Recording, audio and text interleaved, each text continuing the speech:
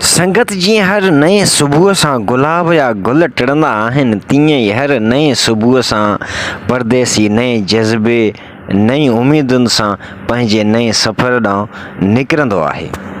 अॼु बि आफ़्ताब जूं किरणियूं जीअं निकितियूं, यानी सिज निकितो, तीअं असां बि निकिरी आयासीं न, नाश्तो कयोसीं न, चांहि पीतीसीं, वेठा आहियूं इंस्पेक्टर जे इंतज़ार में जेको बल्दिया जो अचे दुकानु इंस्पेक्शन कंदो। वेही वेही थकिजी पियासीं, सोचियोसीं भला थोरो सफ़र करे आॾो चांहि जो दुकानु आहे उतां चांहि वठी अचूं। कुझु बि न खाधो हुयोसीं। हीअ जेकी तव्हां ॾिसो था एरिया, इहा शमखा, इन नालो पहिरियों शमखा हुयो, हाणे ॿ टे नाला विझी शहर अलॻि अलॻि करे छॾिया अथऊं। 2016-2017 में हीअ वीरान बस्ती हूंदी।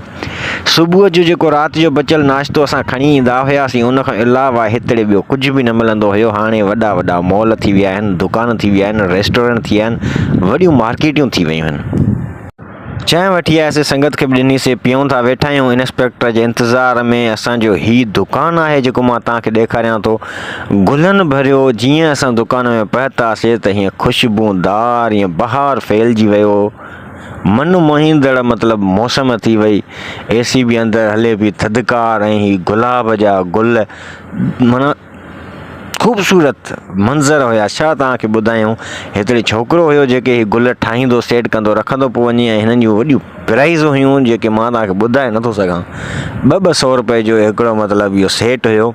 चॉकलेटनि जो दुकानु हुयो। UAE में ही फेमस शॉप आहे लेबिल वारनि जो, चॉकलेट वारनि जो। इंस्पेक्टर चयो हिकिड़ो नंढिड़ो दुकानु आहे, मां नथो अची सघां, तव्हां पाण टेस्ट कयो ऐं वीडियो भरे मोॾे मोकिलियो। हीउ मुंहिंजो अमर आहे, हाणे टेस्ट कंदो। इन स्प्रे पियल आहे, इन में असां हाणे हिनखे घुमायूं था त स्प्रे खे ज़ोर ईंदो, सेंट वांगुरु, ऐं उहो धुओं छॾींदो त असां पंहिंजे डिवाइस खे हणंदासीं चेकिंग जे लाइ। जीअं हेठि को सिगरेट पीअंदो, बाहि लॻंदी, हिनखे धुओं लॻंदो त वॼे थो या नथो वॼे। इहा ई असांजी चेकिंग हूंदी आहे। तव्हांखे बि दीदारो करायूं था त चेकिंग कीअं थिए थी।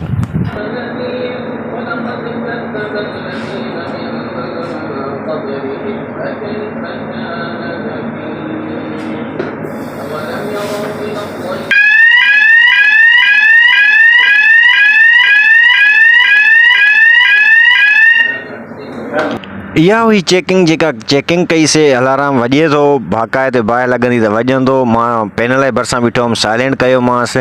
ऐं जेको हिते क़ुर शरीफ़ हले थो, इहो सिर्फ़ु हिते न, अरबी पंहिंजे घरनि में, दुकान में, बिज़नेस में, जिथे किथे हलाईंदा आहिनि। ऐं मैनेजर जेको दुकान जो हुयो, उन असांखे वरी इहे चॉकलेट टेस्ट कराया। उनखां पोइ असांजे इंजीनियर खे बि पैकेट गिफ्ट कयईं, ठाहे ॾिनईंसि। बुख लॻी हुई, पोइ सोचियोसीं छो न वञी पेट पूॼा कजे। आयासीं सैंडविच खाइणु। सैंडविच